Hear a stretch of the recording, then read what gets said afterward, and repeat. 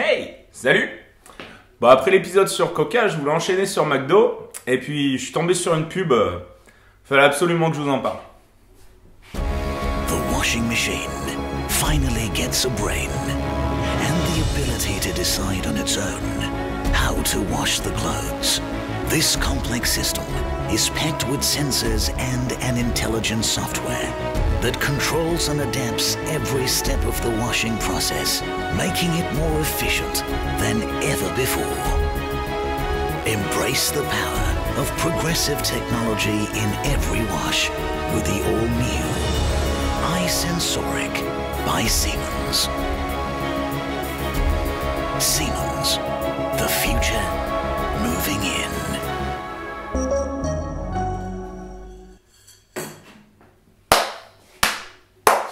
Non, bravo. Ah, bravo, fallait oser. Ah non, là, bravo. Ah non.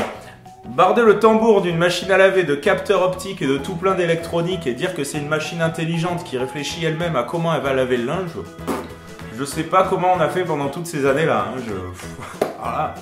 Par contre, je me demande combien de temps elle va vivre, cette machine-là. Ouais, c'est du haut de gamme, au moins 7 ans, je pense. Ouais. En même temps, toute cette électronique-là, ça doit être tentant de prévoir une durée de vie un peu plus courte.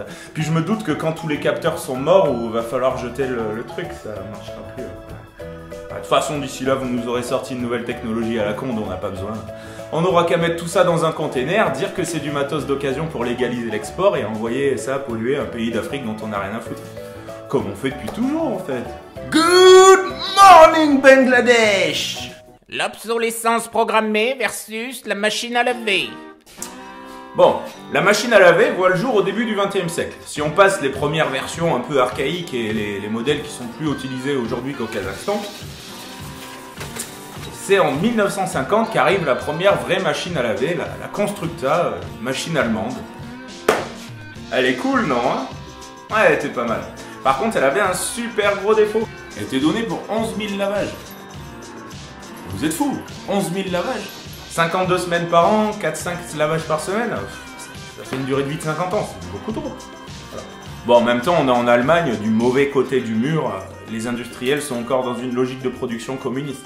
On produit des objets pour qu'ils durent, voilà. Bon, depuis la chute du mur en 89, rassurez-vous, les choses ont changé. Hein. De maintenant, si une machine dépasse les 10 ans, vous pouvez appeler le Vatican pour faire homologuer l'expo. Bon, étrangement, les industriels sont assez susceptibles sur le sujet.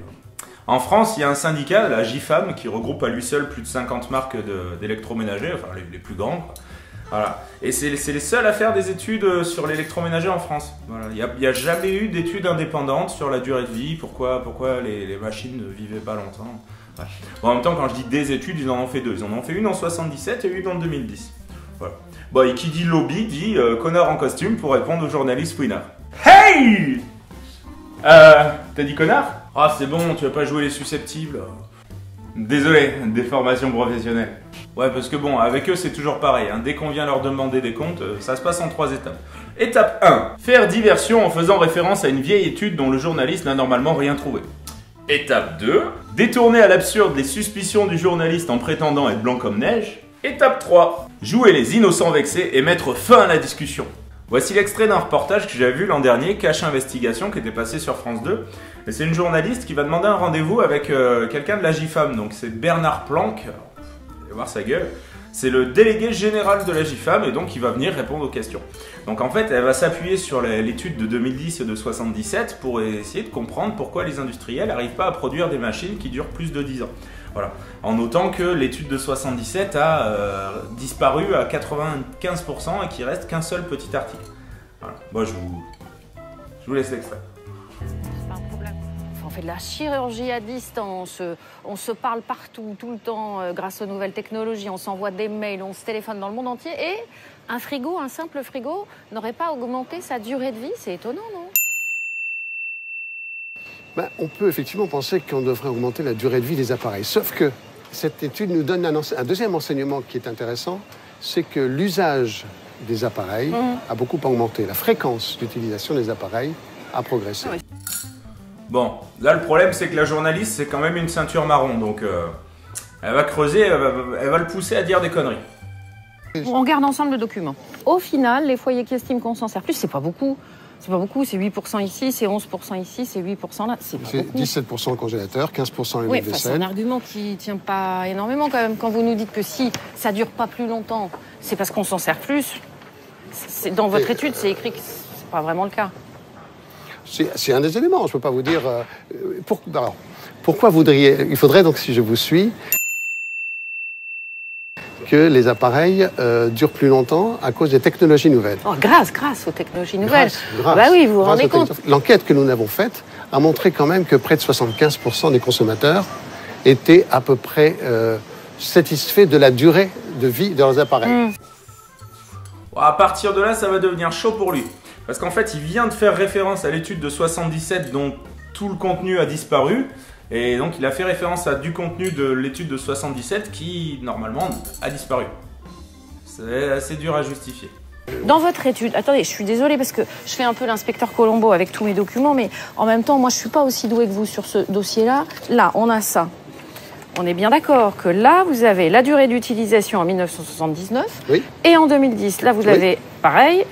Oui. Donc, c'est bien que vous aviez une référence ici, vous aviez une étude. On a cette référence, je vous l'ai dit, on a cette étude. Mais elle n'existe plus, cette étude. C'est vous qui nous l'avez dit, vous l'avez plus.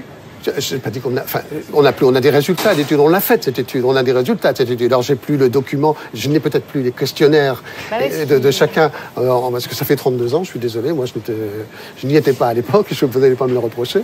Ah non, pas du tout, non, mais c'est juste que le point de départ, en fait, on n'a plus du tout l'étude, donc est-ce que c'est vrai ? Moi, ce que je veux vous dire, cette étude est réelle, elle existe, on ne va pas inventer une étude parce qu'on en sort une autre. Alors, on va passer à autre chose. Je suis pas satisfait du tout parce que c'est pas du tout comme ça qu'on m'a présenté les choses. Ah non, on essaie d'avoir des réponses à nos questions. Moi, c'est pas comme ça qu'on a présenté les choses. Et je vous assure que si ça avait été comme ça, je ne serais pas venu. Non, mais monsieur Planck... Je suis très, très mécontent. Non, mais monsieur et je m'en vais. Non, mais monsieur Planck, attendez, on fait une enquête sur la durée de vie des appareils ménagers. C'est normal qu'on s'adresse à vous. J'ai demandé à ce qu'on me donne toutes les questions avant. Mais on ne le fait jamais, vous ne le faites jamais, je suis désolé, moi j'arrête. Mais à personne, ni au Premier ministre, ni au Président de la République. On ne le fait à personne, c'est pas contre vous. C'est pas contre vous, monsieur Planck, on ne le fait jamais. Moi, je suis désolé. Non, mais il a raison, on lui a pas donné les questions avant. Tu sais, c'est vachement dur de balader les gens comme ça, hein. C'est pas évident, il y a vachement de taf en amont, surtout en impro. Ah, pourquoi tu crois qu'on écrit ces discours à Hollande? Bon, je vous parlerai même pas du lobby des fabricants de lessive qui a fait en sorte que des produits nettoyants non polluants bio n'arrivent jamais dans les rayons, comme les fruits du sapindus, c'est un arbre qui fait des noix. Et en fait, ces noix ont un agent nettoyant naturel et peuvent servir pour plusieurs lavages. Donc on met ça dans le tambour, dans un petit sac. Et voilà. Bon, en plus, avec un sac d'1 kilo, on arrive à laver son linge pendant toute une année, à raison de 4 à 5 lessives par semaine. Ouais, surtout que le sac ne vaut que 10 €. Je ne vous parlerai pas non plus de la technologie à ultrasons qui a été inventée en Russie en 1986. Donc qui permet de laver sans utiliser aucun produit, ni lessive, ni solvant qui pollue la nature. Et ça marche aussi pour la vaisselle, pour les lave-vaisselle. C'est bizarre. On n'en a pas dans les magasins de ça. Non, moi j'irais bien leur parler à la GIFAM, mais ils sont tellement susceptibles, j'ose pas. Ouais, c'est dommage parce que ce syndicat représente à lui seul plus de 50 marques de producteurs de petits et d'électroménagers. En gros, tout le marché de l'électroménager en France, tous les appareils que vous allez acheter toute votre vie pour équiper votre maison. Ouais. C'est dommage qu'on puisse pas leur parler d'écologie, qu'on puisse pas leur demander de moins polluer. Ouais. Au lieu de ça, ils nous sortent des nouvelles technologies tout le temps. Et c'est toujours pareil, on est coincé dans un système. Ça va faire un paquet de connards en blouse blanche quand même. Hein. Hey! T'as dit connard? Bon alors, si vous, à ces mecs là, si vous êtes en manque d'idées, moi j'en ai 2-3 pour vous, hein, juste en conseil. Déjà, si vous faisiez des machines qui durent au moins 50 ans, ce serait pas mal, et réparables, ouais. Bon, vous y arriviez il y a 65 ans, je pense qu'en se creusant un petit peu, ça devrait être faisable, ouais. En mettant juste l'électronique nécessaire, et puis voilà, parce que bon, ça reste quand même assez mécanique comme truc, hein, le lavage de linge. Bon, après, vu que vous êtes déjà organisé en syndicat, si vous mettiez d'accord sur 3-4 modèles standards, ça pourrait être pas mal qu'on puisse réparer les machines d'une marque à l'autre. Ouais. Vu la crise écologique qu'on traverse, moi je pense que laver son linge avec une machine intelligente qui possède 45 programmes de lavage différents et déclinés en autant de modèles qu'il y a de marques, moi je trouve ça débile. Personnellement, même si la machine est intelligente, je trouve qu'on est débile à faire ça. Ça reste mon opinion.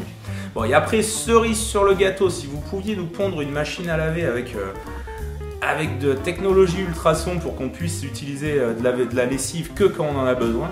Ah!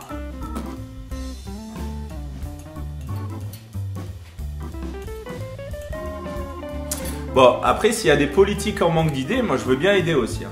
Du genre, pourquoi on ne créerait pas une entreprise nationale qui produirait de tels modèles d'électroménager? Ça pourrait être pas mal. Ouais. Bon, je sais, ça sonne un peu communiste comme idée, mais il n'y a pas que du mauvais chez les cocos. Bon, au moins, on est sûr que ce serait une entreprise rentable. Bon, sinon, ce serait pas mal d'obliger les industriels à mettre un coût à l'année sur leurs appareils. Ouais, un peu comme le prix au kilo dans les magasins. Bon, étant donné qu'ils choisissent la durée de vie et le prix, ça devrait pas être trop dur à calculer, je pense. Ah, ou alors vous pourriez obliger les industriels à prévoir la réparabilité et le recyclage de leurs appareils, ça serait pas mal.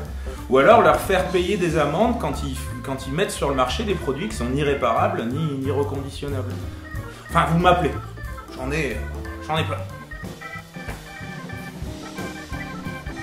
Bon, en même temps, je sais pas s'il y a un homme politique qui aurait les couilles d'oser poser des tels projets de loi. Voilà, peut-être pour se faire mousser, pour avoir un poste, mais... ouais, je sais pas, faudrait voir. Peut-être pas tous des connards.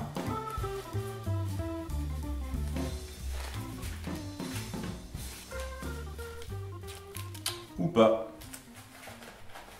Bon, comme d'habitude, je n'appelle bien évidemment pas au boycott des produits de la marque Siemens. De toute façon, toutes les marques sont dans le coup, donc c'est pareil. Par contre, ça serait bien que vous partagiez cette vidéo pour que ce modèle-là fasse un flop. Voilà, pour éviter que toutes les autres marques s'y mettent. Voilà. Bon, j'ai pas vu passer d'autres pubs du genre. Là, c'est les premiers, je pense. Je sais même pas si j'ai le droit de leur piquer les images. Je finirais bien par le savoir, je crois. Ouais, peut-être que je me renseigne.